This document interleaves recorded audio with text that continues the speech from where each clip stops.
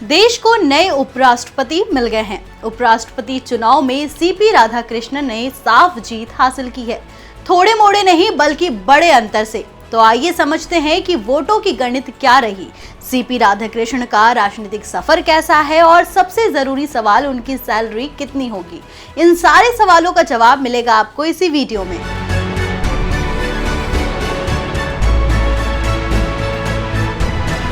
नमस्कार, आप देख रहे हो एनओजी न्यूज और मैं हूं आपके साथ मुस्कान। उपराष्ट्रपति चुनाव की सियासी बाजी एनडीए ने जीत ली है।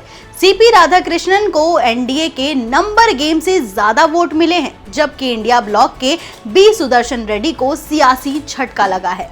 राधाकृष्णन ने 152 वोट की मार्जिन से सुदर्शन रेड्डी को शिकस्त देकर सभी को चौंका दिया है, क्योंकि एनडीए को उसकी ताकत से अधिक वोट मिले हैं।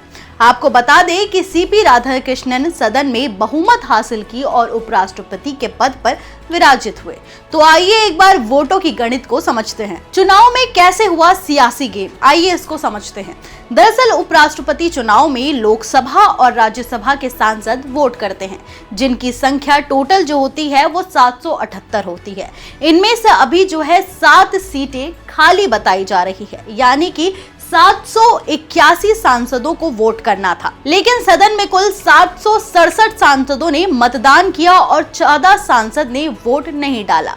अब इसमें से आपको बता दें कि इसमें से अब तक 752 जो वोट थे वो वैध बताए गए और 15 वोटों को अवैध घोषित कर दिया गया। वहीं आपको बता दें कि एनडीए का कुल सदन में जो है वो 427 वोट है और इंडिया ब्लॉक की अगर हम देखें तो वो 315 वोट थे इंडिया ब्लॉक के पास। वहीं वोटिंग के दौरान एनडीए के सीपी राधाकृष्णन को 452 वोट मिले, जबकि इंडिया ब्लॉक के सुदर्शन रेड्डी को 300 ही वोट मिल पाए, यानी कि साफ है कि एनडीए को उम्मीद से ज्यादा वोट मिले हैं।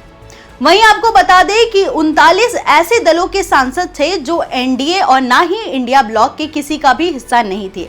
वाईएसआर कांग्रेस के 11 सांसदों ने एनडीए के राधाकृष्णन के पक्ष में वोट दिया।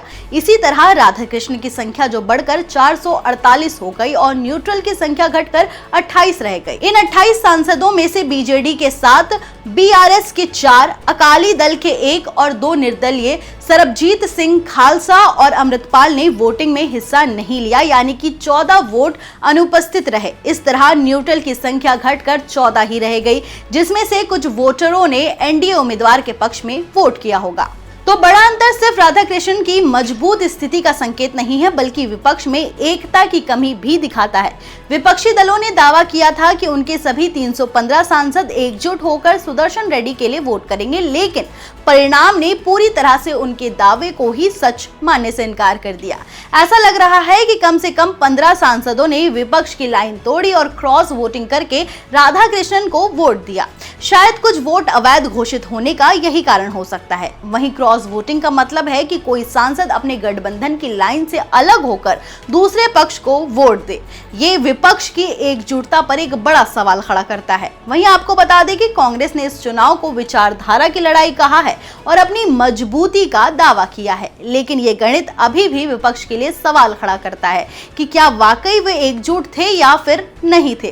खैर, सीपी राधाकृष्णन देश के नए उपराष्ट्रपति चुने गए हैं, लेकिन उनकी सैलरी को लेकर भी कई सवाल उठ रहे हैं कि उनकी सैलरी आखिर कितनी होगी। तो मैं आपको बता दूं कि सीपी राधाकृष्णन को इस सैलरी के साथ साथ तमाम सुविधाएं भी मिलने वाली है। अहम बात यह है कि देश के उपराष्ट्रपति को नियमित वेतन नहीं मिलता है, बल्कि उन्हें राज्यसभा के कार्यकारी अध्यक्ष के रूप में सैलरी दी जाती है। इसके साथ उनको बंगला और गाड़ी भी मिलता है। राज्यसभा के सभापति को वेतन के तौर पर 4 लाख रुपए प्रति महीने मिलते हैं, यानी कि महीने में 4 लाख रुपए मिलते हैं उन्हें।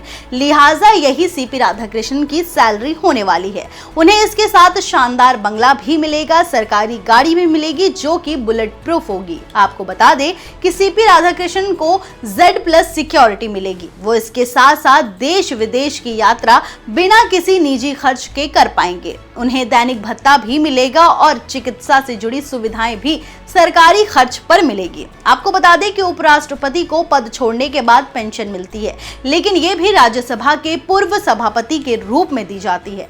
पेंशन सैलरी की लगभग आधी होती है, लिहाजा उन्हें पेंशन के तौर पर 2 लाख रुपए मिल सकते हैं। इसके साथ साथ तमाम सरकारी सुविधाएं भी मिलती है, जिसमें मेडिकल से जुड़ी सुविधाएं भी शामिल होती है। तो कैसी लगी आपको ये जानकारी, हमें कमेंट में जरूर बताएं और ऐसी ही जानकारी वाले वीडियोस के लिए देखते रहें ONOG न्यूज। मिलते हैं अगली वीडियो में, तब तक के लिए धन्यवाद।